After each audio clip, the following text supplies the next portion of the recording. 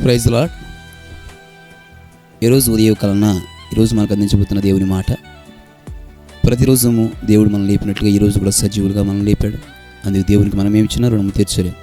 కనుక ఈ రోజున మనకు దేవుడు ఇస్తున్న ఒక మాట యిర్మీయా గ్రంథం 5వ అధ్యాయం 3వ వచనం. యెహోవా యథార్థత మీదనే కదా నీవు దృష్టి ఉంచి ఉన్నావు. చెప్పబడుతున్న మాట, దేవుని దృష్టి ఎవరి మీద ఉంటుందంట? యథార్థ హృదయుల మీద.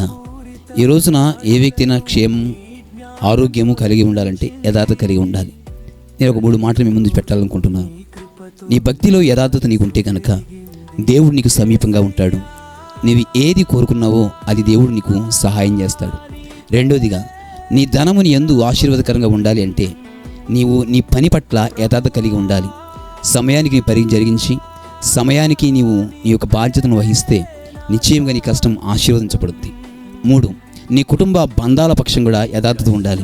నీవు ఏ యొక్క భర్తవా, లేకపోతే కుమారుడువా, లేకపోతే తండ్రివా, ఏ యొక్క బంధంలో నీవు ఉన్నావో నీ బంధాల పట్ల యథార్థత ఉంటే నీ కుటుంబంలో సమాధానం ఉంటుంది.